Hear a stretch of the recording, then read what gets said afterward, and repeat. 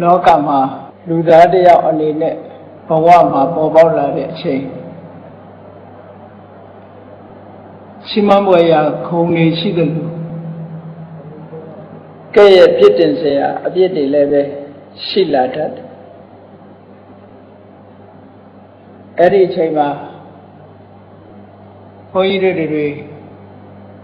လူဘဝရလာလို့ဘဝတစ်ခုလျှောက်လန်းလာတဲ့အချိန်မှာတို့တွေဘဝတစ်ခုကိုတန်ဖိုးရှိရှိနဲ့ဘယ်ပုံပဲနည်းရှင်းသုံးလိုက်နာပြီးလှုပ်ဆောင်ကြရမလဲလို့ဒီလိုသိရှိနားလည်ပြီးစဉ်းစားဆင်ခြင်တတ်ဖို့အမှန်တမ်းအရေးကြီးတယ်လို့ဆိုတော့လူတွေရဲ့ human dignity လို့ခေါ်တဲ့လူတွေရဲ့ဂုဏ်သိက္ခာလူသားတိုင်းမှာတော့ရှိကြတာမဟုတ်ဘူး human dignity ဆိုတဲ့လူရဲ့ဂုဏ်သိက္ခာတွေဟာလှုပ်ဆောင်ချက်ပေါ်မှာသာမူတည်ပြီးတော့ဖြစ်ပေါ်လာကြတာဖြစ်တယ်လောကမှာလူသားတွေထဲမှာထူးချွန်ပြောင်မြောက်ပြီးတော့အများကိုအကျိုးပြုသွားတဲ့လူသားတွေဟာလူသားတစ်ရပ်လုံးကနေပြီးတော့လေးစားကြတယ်ချီးမွမ်းကြတယ်ရှင်ထဲမှာဆွဲကြံပြီးတော့အမြဲတမ်းဂုဏ်ပြုကြတယ်အဲ့ဒါလို့ဂုဏ်ပြုခံနိုင်လောက်အောင်လောကလူသားထဲမှာထူးချွန်ပြောင်မြောက်တဲ့လှုပ်ဆောင်ရမယ့်အချက်တွေများစွာရှိတယ်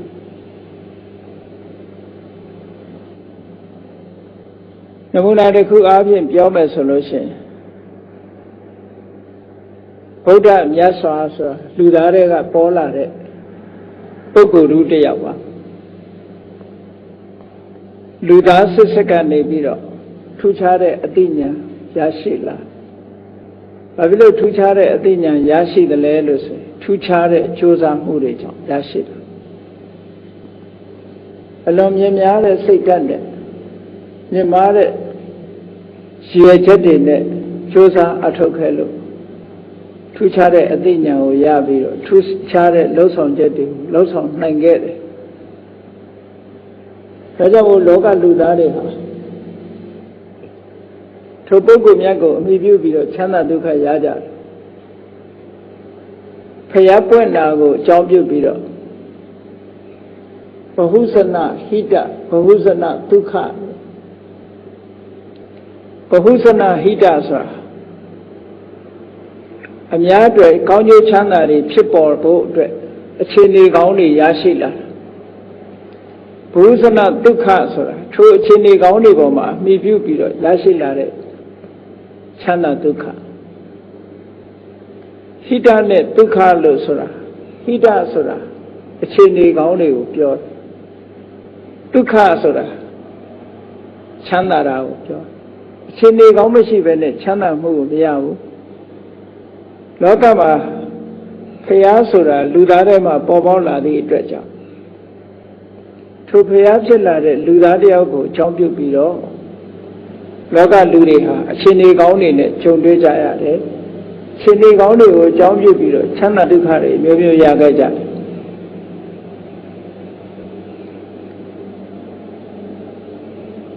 အဲ့ဒါလိုပဲ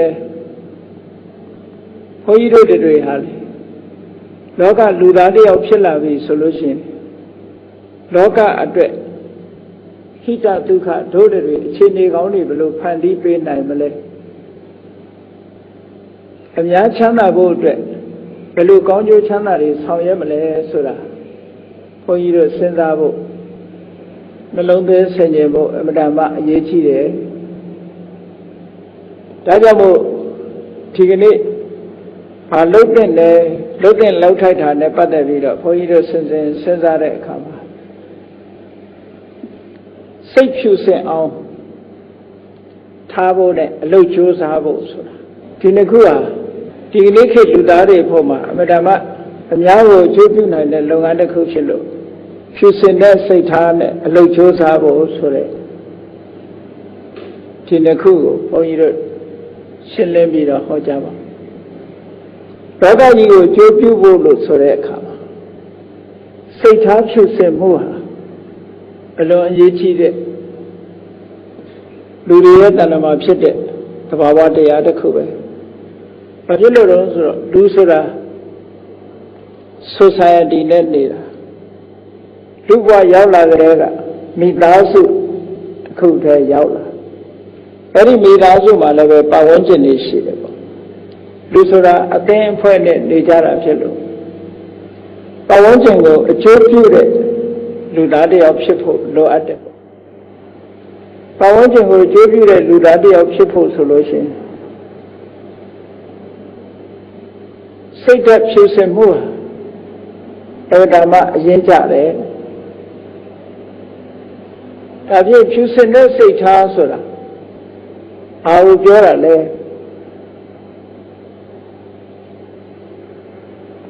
ဖြူစင်တဲ့စိတ်ထားဆိုတာအများအကျိုးကောင်းကျိုးချမ်းသာကိုလိုလားတဲ့မေတ္တာစိတ်ဖြူစင်တဲ့စိတ်ထားဒီလောကလူ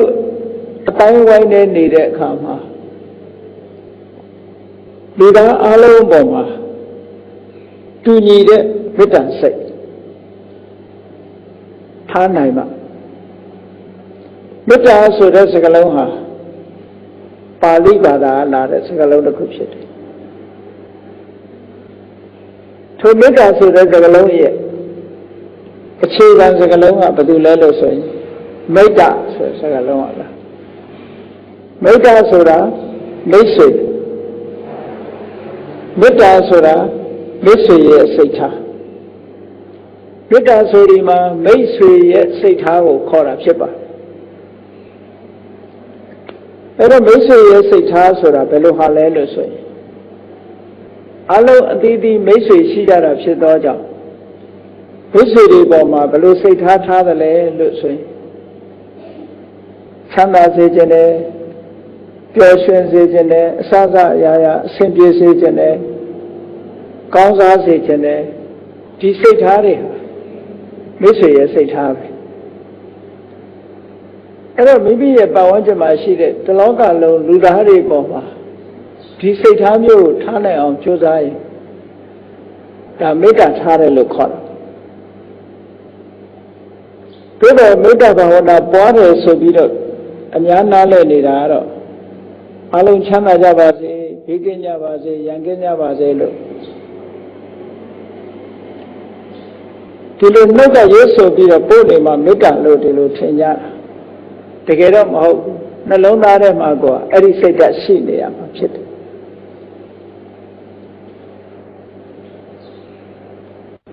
ဥစ္စေသင်္ဃာတွေပေါ်မှာထားတဲ့စိတ်ဓာတ်တွေအလုံးမိမိရဲ့ပတ်ဝန်းကျင်ဆိုပါစို့အတူတူလှုပ်ဖို့ခိုင်ဘက်တွေ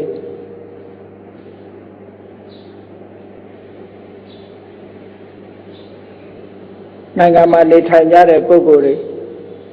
ကမ္ဘာမှာနေထိုင်ကြတဲ့ပုဂ္ဂိုလ်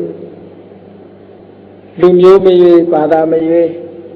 တက်ရှိတ attva တွေအလုံးပေါ်မှာတဏှီတဲ့အကျိုးကိုလိုလားတဲ့စိတ်ကိုထားနိုင်အောင်ကြိုးစားအဲ့ဒါလို့ထားနိုင်အောင်တိုးချက်ပြီးတော့ကြိုးစားသွားတာဒါမေတ္တာလို့ခေါ်တာအဲ့တော့မေတ္တာထားသောအဖြစ်စိတ်ဖြူစင်အောင်ထားသောအဖြစ်ကိုယ်မှာရလာတဲ့လက်တွေ့အကျိုးကတော့ဘာလဲလို့ဆိုရင်ကိုယ်တဏ္ဍာမှာအမုန်းတရားဆိုတာမရှိတော့ရှင်တဲ့နှလုံးထဲမှာမကျေနပ်တာတွေတို့မုန်းတီးတာတွေတို့ဒါတွေမလာတော့အဲ့ဒီမလာတာကိုယ့်အတွက်အမတမငြိမ်းချမ်းတဲ့ဥပတမဒုက္ခလို့ခေါ်ရတဲ့ချမ်းသာဒုက္ခတစ်မျိုးသိရှိခံစားနိုင်တာပေါ့အမုန်းကင်းတဲ့နှလုံးသားရဲ့ပိုင်ရှင်ဟာပြောဆိုတဲ့အခါမှာပဲဖြစ်စေဆက်ဆံတဲ့အခါမှာပြုလုပ်တဲ့အခါမှာပဲဖြစ်စေအစစအရာရာအဆင်ပြေလို့ ပတ်ဝန်းကျင်ဆက်ဆံရေးလည်းအဆင်ပြေတယ်မျက်နှာအဆင်ချီလင်းနေသည်ဖြစ်၍ပတ်ဝန်းကျင်ကပုဂ္ဂိုလ်ရဲ့ခင်မင်မှုချစ်ခင်မှုမေတ္တာတက်ရောက်မှုကိုလည်းပဲရရှိစေနိုင်ဒါကြောင့်မို့လို့မေတ္တာလို့ဆိုတဲ့ဖြူစင်တဲ့စိတ်ကိုထားဖို့လိုအပ်တယ်ပေါ့ဒါနံပါတ်1အရေးကြီးတာတော့အဲ့တော့မေတ္တာဆိုတာဘုရုပေါ်မှာထားရမှာတော့ဆိုရင်အားလုံးပေါ်မှာထားရအားလုံးတဏှိတဲ့ခေါင်းစားကြပါစေပျော်ရွှင်ကြပါစေချမ်းသာကြပါစေအဆင်ပြေကြပါစေဆိုတဲ့ထိုစိတ်ဓာတ်ဖြင့်ဘုရုပေါ်မှာတော့မုန်းတယ်ဘုရုကိုတော့မလိုလားဘူးဆိုတဲ့စိတ်နေသဘောထားတွေဟာပျောက်ကွယ်သွားပြီးတော့အားလုံးပေါ်မှာတဏှိတဲ့အကျိုးစီးပွားကိုလိုလားတဲ့စိတ်ထားဖြစ်ပေါ်စေမှုဖြစ်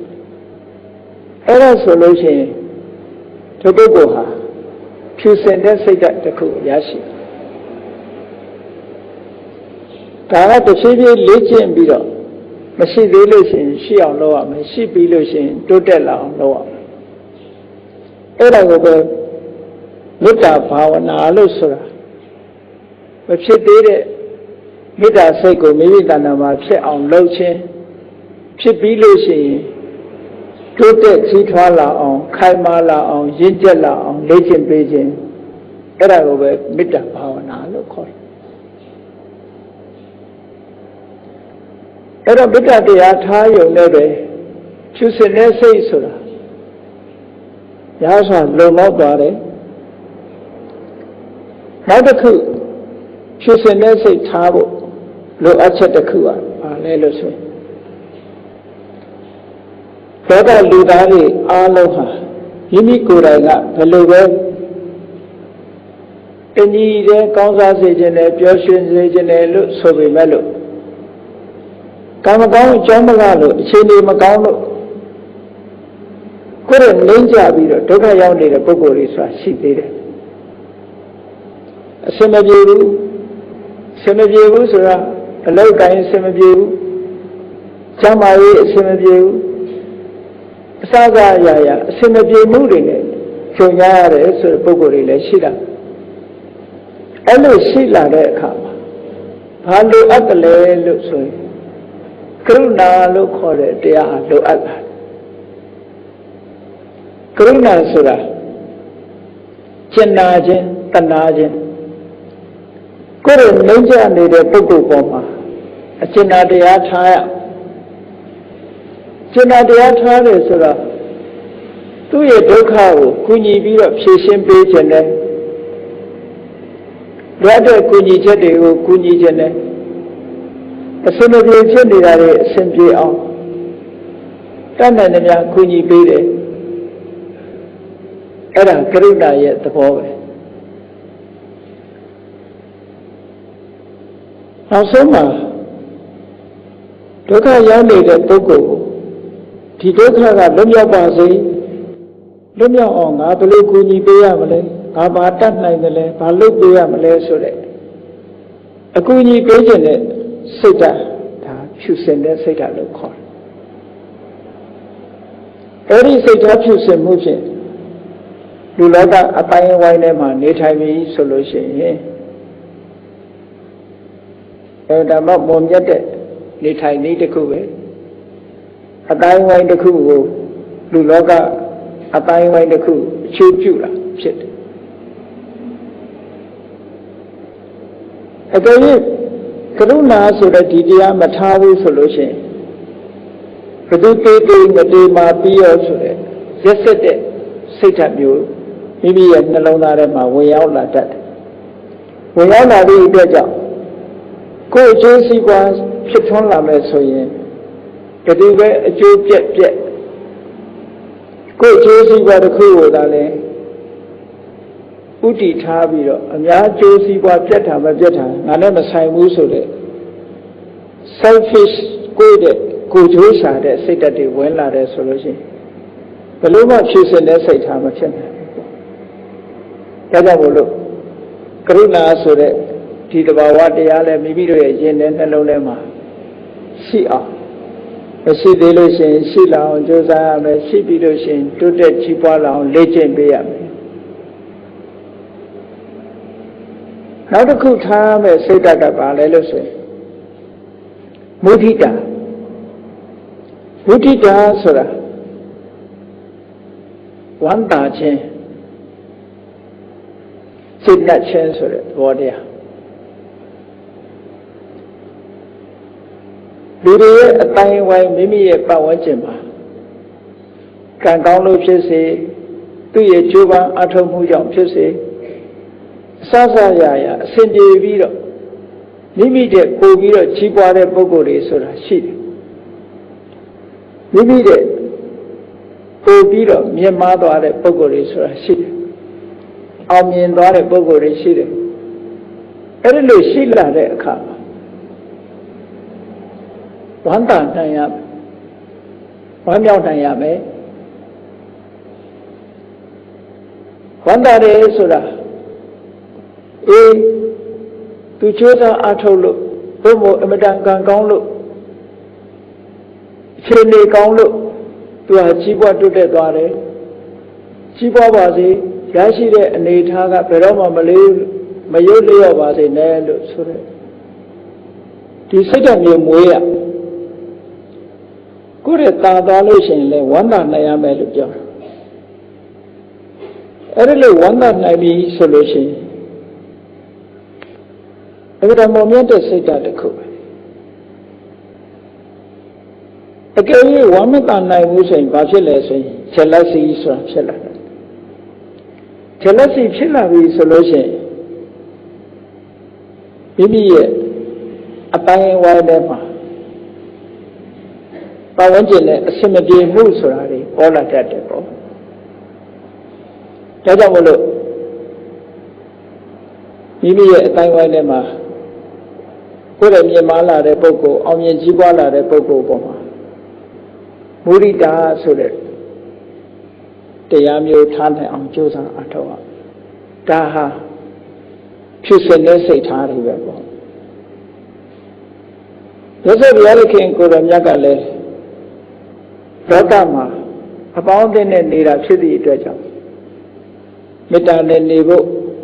ကရုဏာနဲ့နေဖို့မုဒိတာနဲ့နေဖို့ပတ်ဝန်းကျင်နဲ့နေတဲ့ပုဂ္ဂိုလ်တွေမှာမေတ္တာကရုဏာမုဒိတာဆိုတဲ့ဒီတဘာဝတရားစိတ်နေစိတ်ထားတွေမိမိရဲ့တဏ္ဍာမှာအခိုင်အမာရှိနေပြီဆိုလို့ရှိရင်ဒါမြင့်မြတ်တဲ့စိတ်ထားရှိတဲ့ပုဂ္ဂိုလ်မို့ဒီတရားတွေကိုဗြဟ္မဝိဟာရလို့ခေါ်တယ်။အဲ့ဒါမှမြင့်မြတ်တဲ့နေထိုင်ခြင်းလို့ဒီလိုပြောတယ်။မြင့်မြတ်တဲ့နေထိုင်ခြင်းဖြင့်နေထိုင်နိုင်ပြီဆိုလို့ရှိရင်ဒီပုဂ္ဂိုလ်ဟာလောကလူသားတွေဖို့အဲ့ဒါမှတန်ဖိုးရှိတဲ့ပုဂ္ဂိုလ်တယောက်ဖြစ်လာနိုင်တယ်အဲ့ဒီလိုစိတ်ထားမြင့်မားပြီးတဲ့နောက်မှာမိမိအတွက်အားဖြင့်မိမိဟာလောကကိုအနှောက်အယှက်မပေးဘူးလောကကိုပတ်ဝန်းကျင်ကိုစိတ်နေသဘောထားမှန်မှန်ကန်ကန်နဲ့ဖြစ်စဉ်တဲ့စိတ်ဓာတ်အနေနဲ့ဒီလောကထဲရောက်လာပြီအများကိုအကျိုးပြုဖို့မလုပ်ဖို့လိုတယ်လေလို့ဆိုရင်အကျိုးပြုတဲ့လုပ်ငန်းတွေကိုစူးစမ်းအထောက်ဖို့လိုအပ်သေးတယ်သူစတဲ့စိတ်ဓာတ်တွေအရင်ခံထားပြီးတော့ကိုလုပ်တဲ့အလုပ်တွေကိုလုပ်ကြရမှာဖြစ်တယ်ဒီလောကရောက်လာလို့ရှိရင်ဘာမှမလုပ်ဖဲနဲ့နေလို့ကတော့မဖြစ်ဘူးကြောင့်တကူမိမိတာဝန်ချရာလုပ်ငန်းကိစ္စတွေအများအတွက်အကျိုးဖြစ်မဲ့လုပ်ငန်းကိစ္စလုပ်ကြရမှာဖြစ်တယ်အဲ့ဒါလို့လုပ်တဲ့အခါဘာတွေလိုအပ်တယ်လဲလို့ဆိုတော့ကောင်းဆိုးလောကတံကြဉ္ဉံခံလျက်အာမံအပြည့်တတိမကွာပညာမျှော်မြင်အလုပ်ဝင်လို့ဆိုတဲ့အတိုင်းအလုပ်တစ်ခုကိုလုပ်ပြီးဆိုလို့ရှိရင်လူတိုင်းဟာဘယ်အလုပ်ပဲဖြစ်ဖြစ်အခက်ခဲဆိုတာချုပ်တတ်တယ်ပေါ့ကောင်းတာလုပ်ခက်ခဲဆိုတာရှိတတ်တယ်အရေးကြီးဆုံးကတော့ကောင်းဆိုးလောကတံ ကြံ့ကြံ့ခံအလုံးလုံးတဲ့ပုဂ္ဂိုလ်တိုင်းဟာအခက်အခဲတစ်ခုဆိုတာရှိလာအကောင်းအဆိုးလောကဓာတ်ဆိုတာဟာလောကဓာတ်ဆိုတာလောကသဘာဝကိုပြောတာလောကဓမ္မဆိုတဲ့ပါဠိစကားလုံးကိုမြန်မာလိုလောကဓာတ်လို့ခေါ်တာလောကရဲ့သဘာဝလောကရဲ့ nature အဲ့ဒါကိုလောကဓာတ်လို့ခေါ်တယ်အဲ့လောကရဲ့သဘာဝဆိုတာလူတိုင်းလူဘဝရလာတဲ့ပုဂ္ဂိုလ်တိုင်းဟာအကောင်းနဲ့တွေ့ရတယ်လို့အဆိုးနဲ့တွေ့ရအစင်မပြေတာတွေနဲ့လည်းတွေ့တယ်အစင်ပြေတာနဲ့လည်းတွေ့မယ်လောကမှုနဲ့တွေ့တယ်လို့အခက်ခဲတွေနဲ့လည်းတွေ့ရအဲ့ဒါလို့မတူညီနိုင်တဲ့အရာတွေကိုတွေ့တဲ့အခါမှာကြံ့ကြံ့ခံတဲ့စိတ်ထားရှိဖို့လိုအပ်တယ်တဲ့ကြံ့ကြံ့မခံနိုင်လို့တုန်လှုပ်သွားပြီဆိုလို့ရှိရင်မိမိလုပ်တဲ့အလုပ်ဟာအောင်မြင်မှုမရနိုင်ဘူးဒါကြောင့်ကောင်းဆိုးလောကရန်ကြံ့ကြံ့ခံဒါဖြင့်လောကရန်လို့သတ်မှတ်ထားတဲ့အရာဟာ၈မျိုးရှိတယ်အသုံးဆောင်ပစ္စည်းနဲ့အောင်မြင်မှုကိုရရှိခြင်းလာဘလို့ခေါ်တယ်လာဘဆိုတာရတာဆိုတဲ့အထဲမှာအကုန်ပါတယ်ကျမ်းမာမှုကိုရတာလဲရတာပဲဇာရုရတာလဲရတာပဲပစ္စည်းဥစ္စာရတာလဲရတာပဲရရှိလာလူကျင်နာတွေရလာတယ်ကိုလူကျင်နာတွေရလာတယ်ဆိုလို့ရှိရင်ဒါလဲလောကရဲ့သဘာဝပဲရခြင်းဟာလောကရဲ့သဘာဝရခြင်းရဲ့ဆန့်ကျင်ဘက်ကဘာလဲလို့ဆိုရင်မရခြင်းအလာပါကိုလိုချင်တာတွေမရဘူးအဲ့တော့ရခြင်းမရခြင်းဆိုတဲ့လောကသဘာဝနဲ့ပတ်သက်တာလူတွေဟာစိတ်တွေသဘောထားတွေရင်းရိုင်ပြီးတော့သွားတတ်တယ်ရလာပြီဆိုလို့ရှိရင်ဘာဖြစ်တယ်ရလာမှုကိုအကြောင်းပြုပြီးတော့မောက်မာလာတယ်ဝါကြွားလာတယ်ပတ်ဝန်းကျင်ပေါ်မှာအထင်သေးအမြင်သေးတွေဖြစ်လာတတ်တယ်ဒါလောကဓာတ်ကိုခံရတယ်လို့ပြောတယ်ရင်းရိုင်မှုလို့ပြောရအောင်မြင်ကြီးပွားမှုကိုရလာလို့ဆက်ဆံရေးကျဲလာတာတို့မောက်မာလာတာတို့ဒါတွေဟာစိတ်ထားတည်ငြိမ်မှုမရှိတော့ဘူးဆိုလို့ရှိရင်အဲ့ဒါဟာကောင်းတဲ့လောကဓာတ်သဘာဝတရားနဲ့တွေ့လို့ရိမ့်ရိုင်သွားခြင်းလို့ဒီလိုသတ်မှတ်တယ်ဟောမရဘူးဆိုတဲ့အခါကျတော့ဘာဖြစ်တုံးဆိုစိတ်ဓာတ်တွေကျတယ် depression ဆိုတာဖြစ်တယ်အဲ့ဒါလို့စိတ်ဓာတ်ကျလာပြီနောက်ဆုံးမှာကိုယ်ဆုံးစီရင်လောက်အောင်စိတ်ဓာတ်ကျသွားတာဒါလည်းရိမ့်ရိုင်ခြင်းတစ်ခုအဲ့ဒီနှမျိုးလုံးမဖြစ်စေရဘူးတဲ့အကောင်းနဲ့တွေးလို့လဲစိတ်အားတွေတက်ပြီးတော့မာနမဖြစ်စေရဘူးအဆိုးနဲ့တွေးလို့လဲစိတ်ဓာတ်မကြရဘူးအဲ့ဒါကိုလောကဓာတ်ကိုကြံ့ကြံ့ခံတယ်လို့ဒီလိုပြောတယ်နောက်တစ်ခုကတော့ယတအာယတလို့ခေါ်တယ်ယတဆိုတာကိုယ်မှာအပေါင်းအသင်းတွေချွေရန်တွေဒါတွေများတဲ့အခါရှိတယ်အာယတဆိုတာကိုယ်မှာအပေါင်းအသင်းတွေချွေရန်တွေမရှိတော့ဘူးဆိုတဲ့အခြေအခါမျိုးလို့ရှိတယ်ရှိလာပြီဆိုရင်ထိုလောကဓာတ်ကြောင့်လူရဲ့စိတ်ဟာမောက်မာလာတတ်တယ်မာမနာတွေတက်လာတတ်တယ်မရှိတော့ဘူးဆိုတဲ့အခါမှာစိတ်ဓာတ်တွေကျသွားတတ်တယ်အဲ့ဒါဟာလောကဓာတ်ကြောင့်ရိမ့်ရိုက်တယ်လို့ခေါ်တယ်အဲ့ဒါလို့မဖြစ်ရအောင်မရှိခင်ကလို့ရှိလာတဲ့အခါမှာထူးမခြားနာဖြစ်ဖို့မရှိတဲ့အခါမှာလည်းပဲရှိနေတော့ကလို့ထူးမခြားနာဖြစ်ဖို့စိတ်ဓာတ်တည်ငြိမ်မှုရအောင်ကြိုးစားအထောက်ရမယ်လို့ဒါကိုကောင်းဆိုလောကဓာတ်ကြံ့ကြံ့ခံနောက်တစ်ခုကဘာလို့ဆိုရင်နေဓာနဲ့ပတ္တန်တာနေဓာဆိုတာကိုယ်အကဲ့ခံရတာပတ္တန်တာဆိုတာချီးမွမ်းခံရတာဒီဆိုတာချီးမွမ်းရင်သဘောကျတယ်ကဲ့ရဲ့ရင်မခံနိုင်ဘူးပေါ့ ကဲ့ရဲ့လို့စိတ်ကတုံ့လှုပ်သွားလို့ရှိရင်ဒါလောကဓာတ်မခံနိုင်ဘူးချီးမွမ်းလို့ဘဝင်မြင့်သွားရင်လေဒါလောကဓာတ်ကိုမခံနိုင်တာလို့ခေါ်တယ်ဒါကြောင့်မို့ကဲ့ရဲ့သည်ဖြစ်စေချီးမွမ်းသည်ဖြစ်စေထိုကဲ့ရဲ့မှုချီးမွမ်းမှုပေါ်မှာအဓိကဗရဏမထားပဲနဲ့ကိုယ်လမ်းကြောင်းပေါ်ကိုမှန်မှန်ရှောက်နိုင်အောင်ကြိုးစားတာဒါလောကဓာတ်ကိုကြံ့ကြံ့ခံတယ်လို့ပြောတယ်နောက်တစ်ခုကဒုက္ခနဲ့ဒုက္ခဒုက္ခဆိုတာအဆင်ပြေတယ်ချမ်းသာတယ်ဒုက္ခဆိုတာအဆင်မပြေဘူးဆင်းရဲတယ်အေးချမ်းသာနေပြီအဆင်ပြေနေပြီဆိုရင်လူတွေမှာစိတ်ထားမောက်မာလာတတ်တယ်မာနတွေတက်ကြွလာတတ်တယ်အဆင်မပြေတော့ဘူးဆိုရင်စိတ်အားတွေရောကြပြီးတော့စိတ်ဓာတ်တွေပြပြလာတတ်တယ်အဲ့ဒီနှစ်ခုမျိုးနှစ်ခုလုံးမရှိအောင်မိမိစိတ်ကိုတည်ငြိမ်အောင်ထားနိုင်ရမယ်ပေါင်းလိုက်တဲ့အခါကျတော့လောကမှာရှိတဲ့လူသားအားလုံးနဲ့ကြုံတွေ့ရမယ့်သဘာဝတရား၈မျိုးလောကဓာတ်၈မျိုးလို့ခေါ်တယ်ဒီထဲမှာလူတွေကြိုက်လို့အကောင်းလို့ပြောတာက၄မျိုးမကောင်းဘူးလို့ပြောတာ၄မျိုးလောကလူသားတွေကမကောင်းတာနဲ့ကြုံရတဲ့အခါကျမှလောကဓာတ်ခံရတယ်လို့ညည်းတွားကြတယ်ကောင်းတာနဲ့ကြုံတဲ့အခါကျတော့လောကဓာတ်လို့မထင်ကြဘူးလောကဓာတ်ဆိုတာလောကရဲ့သဘာဝကိုပြောတာလောကမှာရှိနေတဲ့လူတိုင်းဟာမတူတဲ့အနိမ့်အမြင့်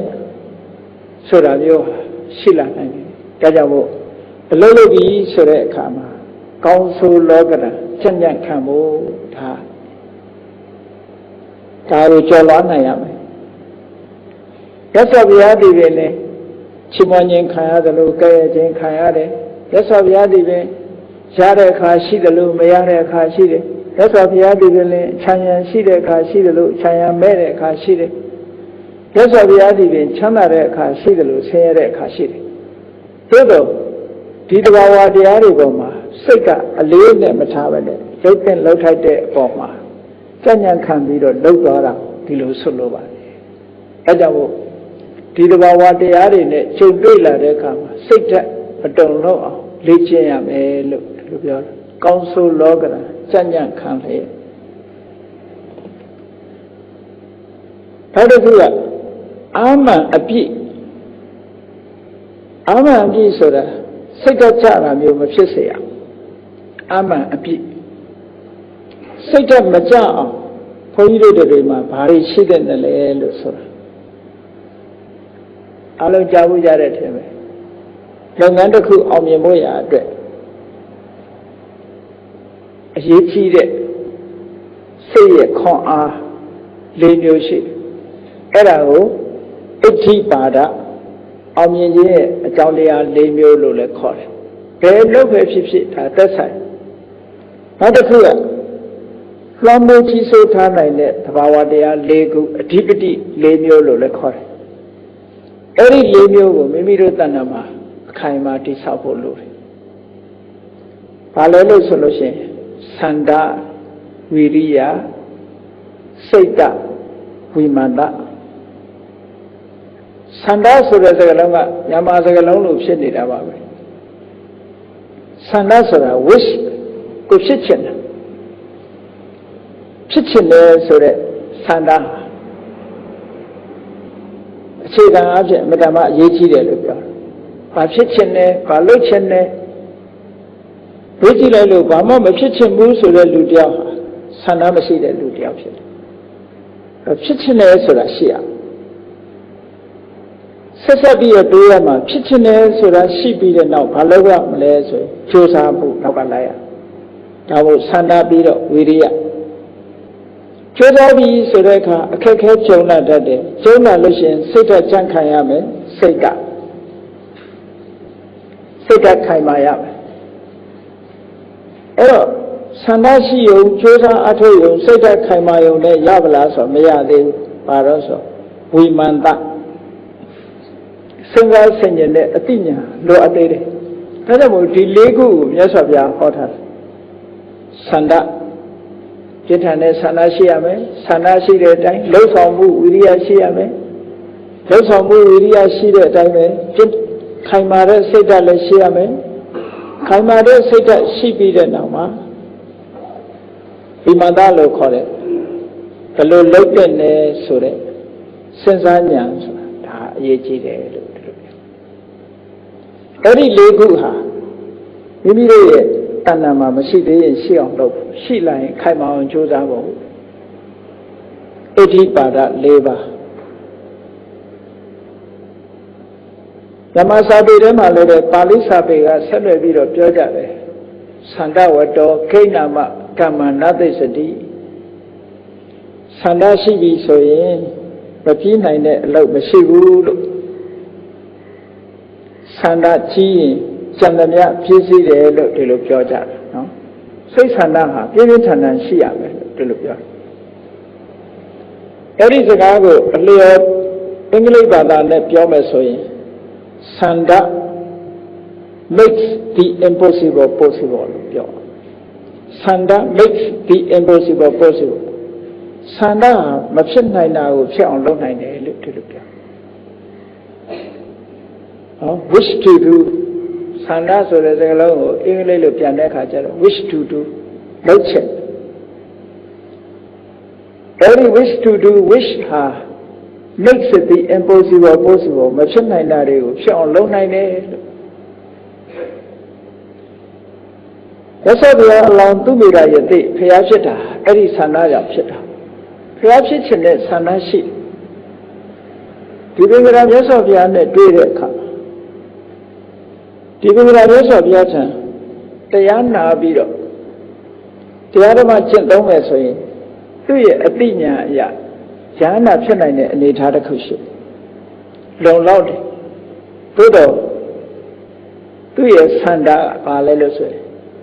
ဒီပင်ကရာမြတ်စွာဘုရားလို့ဘုရားဖြစ်ပြီးတတ္တဝါတွေကဲတင်ခြင်းတယ်ဆိုတဲ့ဆန္ဒပဲအဲ့ဒီဆန္ဒကြောင့်ဘုရားဖြစ်တယ်အဲ့တော့တာမန်အဖြစ်ကြည့်မယ်ဆိုရင်အဲ့ဒီအချိန်မှာဘုရားဖြစ်ဖို့ဆိုတာအလံအဝေးကြီးပဲသို့တော့ဖြစ်သွားတာအချိန်ဆိုတာတော့ရှိတာပေါ့အခုဖြစ်ခြင်းအခုလုပ်လို့တော့ပဲရအတိုင်းတာတစ်ခုရှိတယ်ပေါ့အဲ့ဒါကြောင့်မလို့သန္တာ makes the impossible possible မဖြစ်နိုင်တာတွေကိုဖြစ်အောင်လုပ်သွားတယ်ဒီသန္တာပဲဒီနေ့ခေတ်လောကမှာဒီပစ္စည်းတွေတီထွင်သွားတဲ့ပုဂ္ဂိုလ်တွေချိအဆုံးပါဒီလိမ်ညာတို့ဘာလို့တီထွင်သွားတဲ့ပုဂ္ဂိုလ်တွေပဲချိဘလောက်ကြိုးစားလာခဲ့တယ်ဒါဖြစ်ချင်လာအောင်ဘလောက်လုပ်လာခဲ့တယ်ဆိုတာတမိုင်းကြောင်းတွေသက်သေကဟောဒါကြောင့်မလို့သူတို့ရဲ့တဏ္ဍာမှာလည်းပဲဒီဆန္ဒဆိုတာရှိရမယ်ဒီဆန္ဒကိုရှိတဲ့ဆန္ဒအများကိုအကျိုးပြုတဲ့ဆန္ဒဖြစ်ဖို့ခေါင်းကဖြူစင်တဲ့စိတ်ဓာတ်နဲ့နှလုံးသွင်းဆင်ခြင်ဖို့တော့လိုအပ်တယ်အများကိုလောကကြီးကိုဖျက်ဆီးမဲ့ဆန္ဒမျိုးတော့မထားသင့်ဘူးပေါ့လောကကြီးကိုအကျိုးပြုမဲ့ဆန္ဒမျိုးနဲ့ကြိုးစားအထောက်မယ်ဆိုလို့ရှိရင်ဒီဆန္ဒအများအတွက်များစွာအကျိုးဖြစ်လို့အမှန်တမ်းတန်ဖိုးရှိတယ်ဒါကိုယ်စိတ်ထဲမှာဒီလိုဆန္ဒဆိုတဲ့အာမန်အပြည့်ရှိဖို့လိုအပ်တယ်လို့ပြောတယ်ထို့တူရဲ့ဆန္ဒရှိလို့လုပ်ပြီဆိုတဲ့အခါမှာဝိရိယကလည်းပဲကြံ့ခိုင်တဲ့ဆွေးမြဲတဲ့ဝိရိယရှိဖို့ဝိရိယကို effort makes the impossible possible လုံးဝဝိရိယဟာလည်းမဖြစ်နိုင်တာတွေကိုဖြစ်အောင်လုပ်နိုင်မဖြစ်ဘူးလို့ထင်တာတွေဟာဖြစ်လာနိုင်တယ်ပေါ့ဒါကြောင့်မို့ဆန္ဒရှိတဲ့နောက်မှာဝိရိယရှိဖို့လိုအပ်တယ်ဝိရိယရှိလို့ကြိုးပမ်းအထောက်ပြီးဆိုရင်စိတ်ဓာတ်မခိုင်မာတဲ့ပုဂ္ဂိုလ်တွေဟာလမ်းခုလတ်မှာပဲကိုလုပ်တဲ့လုပ်ငန်းတစ်ခုဟာမအောင်မြင်မဲ့နဲ့ရဆိုင်သွားတတ်တယ်အဲ့ဒါကြောင့်မလို့စိတ်ဓာတ်ကြံ့ခိုင်မှုကလည်းအရေးကြီးတယ် mind makes the impossible possible စိတ်ဓာတ်လည်းပဲမဖြစ်နိုင်တာတွေကိုဖြစ်အောင်လုပ်နိုင်တယ်လို့ဒီလိုဆိုတယ်ဟောနောက်တစ်ခုကျတော့စိတ်ဓာတ်ခိုင်မာတော်လည်းပဲစဉ်းစားဉာဏ်နဲ့အသိဉာဏ်ရှိဖို့လိုအပ်တယ်အသိဉာဏ်မပါဘဲနဲ့လုပ်လို့ရှိရင်အောင်မြင်မှုဆိုတာမရနိုင်ဘူးဒါကြောင့်မို့ wisdom ဆိုတာလိုအပ်တယ်ပေါ့ knowledge to wisdom လို့ဒါကြောင့်မို့ wisdom makes the impossible possible အသိဉာဏ်ကလည်းမဖြစ်နိုင်တာတွေကိုဖြစ်အောင်လုပ်နိုင်တယ်လို့ဟောဒါကြောင့်မို့ဒီအဓိပတိတရားတွေမိမိရဲ့စိတ်ထားထဲမှာအပြည့်အဝရှိတာကိုပဲဒါအာမန်အပြည့်လို့ပြောကောင်းဆိုးလောကရန်စဉ္ညာခံလေအာမန်အပြည့်အလုံးလုံးပြီးဆိုတော့ဒါတွေဒီအင်အားတွေရှိနေဖို့လိုတယ်အဲ့ဒီလိုရှိလာတဲ့အခါမှာလွတ်ပြီးဆိုတဲ့အတိုင်းအမြဲတမ်းဘုန်းကြီးတို့တွေရှိနေရမယ့်အရေးချင်းနှစ်ရပ်ကဘာလဲလို့ဆိုတတိမကွာပညာမျှော်မြင်အဲ့ဒါနှစ်ခုမပါရင်ကတော့လွဲချော်သွားနိုင်တယ်တတိမကွာတတိဆိုတာကိုလုပ်တဲ့အလုပ်ပေါ်မှာအမြဲတမ်းအမှတ်ရနေတာအာယုန်နဲ့စိတ်နဲ့မကင်းမကွာဖြစ်နေတာကိုတတိလို့ပြောအဲ့ဒါလို့အမြဲတမ်းတတိရှိနေဖို့လိုအပ်တယ်အဲ့ဒီတတိပေါ်မှာကတ်လိုက်မှတတိရှိနေမှအသိပညာဆိုတာလဲဝင်လာတယ်တတိမပါဘဲနဲ့ပညာဆိုတာမဖြစ်ဘူးတဲ့တတိရှိမှပညာဆိုတာဖြစ်တယ်ဒါကြောင့်မို့လို့တတိနဲ့ပညာအမြဲတမ်းစာပေကျမ်းဂန်မှာတွဲပြီးတော့သုံးလေးရှိတယ်တတိအံပစညာဆိုတဲ့စကားတစ်ခုတတိဆိုတာအာယုံပေါ်မှာအမြဲတမ်းအာယုံနဲ့စိတ်နဲ့တွဲနေအောင်အမှတ်ရနေတာပညာဆိုတာအဲ့ဒီအာယုံရဲ့တဘာဝကိုစူးစမ်းနေတာသိနေတာအဲ့ဒီနှစ်ခုနဲ့အလုံးလုံးဖို့လိုတယ်ဒါကြောင့်မို့တတိမကွာပညာမျှော်မြင်အမျှော်မြင်ပညာဟာလည်းအရေးကြီးအမှန်ကန်ဆုံးဖြတ်နိုင်မှုကြတော့ဒီအမျှော်မြင်ပညာရှိဖို့လိုအပ်တယ်ပေါ့အဲ့ဒီအမျှော်မြင်ပညာမရှိဘဲနဲ့အလုံးလုံးလို့ရှိရင်ကောင်းကျိုးချမ်းသာရဖို့ခက်ခဲတယ်ပေါ့ပညာရှိမှကောင်းကျိုးချမ်းသာတွေကိုရနိုင်တယ်အမျှော်မြင်ပညာနဲ့လုံးမှအလုံးဟာအောင်မြင်ပြည့်စုံနိုင်တယ်ဒါကြောင့်မို့အလုံးချုပ်ပြီးတော့ဘုန်းကြီးတို့တွေဘာတွေလုပ်တဲ့လဲဘာတွေရှိတဲ့လဲဆိုတာစိတ်ဖြူစင်အောင်ထားဖို့ရဲ့ဟောကောင်းဆိုးလောကရန်စဉ္ညာခံလေအာမန်အပြည့်တတိမကွာပညာမျှော်မြင်အလုံးဝင်အလှဆင်ကြထိုးဘဝလို့ကိုယ်ဘဝတဲ့ကိုအလှဆင်တာမဟုတ်နံပါတ်1ကတော့ကိုယ်ဘဝလှပအောင်ကြိုးစားတဲ့ပုဂ္ဂိုလ်တွေဟာလောကကြီးကိုလည်းအလှဆင်တဲ့ပုဂ္ဂိုလ်တွေဖြစ်လာနိုင်ပါတယ်မလမပလူတယောက်လောကကြီးလည်းမှာပေါ်ပေါက်လာတယ်နိုင်ငံတကာနိုင်ငံတနိုင်ငံမှာနိုင်ငံကိုအကျိုးပြုတဲ့ပုဂ္ဂိုလ်တယောက်ပေါ်ပေါက်လာတယ်ဆိုရင်အလှပဟာပျက်စီးသွားတယ်ကဘာမှာလည်းပဲကဘာကိုအကျိုးမပြုတဲ့ပုဂ္ဂိုလ်တယောက်ပေါ်လာလို့ရှိရင်ကဘာကိုပျက်စီးစေတာဒါကြောင့်မလို့လောကကိုယ့်ကိုလှအောင်ပအောင်ပြင်ဆင်ခြင်းဖြင့်လောကကိုအလှပြင်ပေးတာနဲ့တူတယ်ပန်းကလေးဟာပန်းပွင့်လေးဟာသူ့ဘာသူလှခြင်းအဖြစ်သူ့ရဲ့ပတ်ဝန်းကျင်ကိုလည်းပဲသူကလှပသွားစေတတ်တယ်အဲ့တော့လောကလူသားတွေဟာကြိုးစားရမှာကိုယ့်အကိုကြိုးစားဖို့လိုအပ်တယ်ကိုယ့်ဘက်ကအကောင်းတွေဖြစ်နေအောင်ကြိုးစားခြင်းဖြင့်ကိုယ်ဟာလောကကိုအကျိုးပြုတဲ့ပုဂ္ဂိုလ်တွေဖြစ်လာနိုင်တယ်ဒါကြောင့်မို့ဒီကနေ့ဘုန်းကြီးတို့ကောင်းဆိုးလောကရန်စဉ္ညာခံလေအာမန်အပြည့်တတိမကွာပညာမျှော်မြင်အလုံးဝင်အလှဆင်ကြထို့ကွာဆိုတဲ့ကြပြလင်္ကာလေးအတိုင်းစိတ်ဖြူစင်အောင်ထားပြီးတော့အလုတ်ချိုးစားခြင်းဖြင့်တို့ဘဝတိုးတက်လာလိမ့်မယ်တိုးတက်လာတဲ့ဘဝတိုးတက်လာအောင်လှုပ်ခြင်းဖြင့်မိမိတို့ရဲ့ပတ်ဝန်းကျင်မိမိတို့ရဲ့လောကကြီးကိုလည်းအလှဆင်ပြီးသားဖြစ်လိမ့်မယ်လို့ကိုယ်စီသဘောကျပြီးကျင့်ကြံကြိုးကုပ်အားထုတ်နိုင်ကြပါစေကုန်သတည်း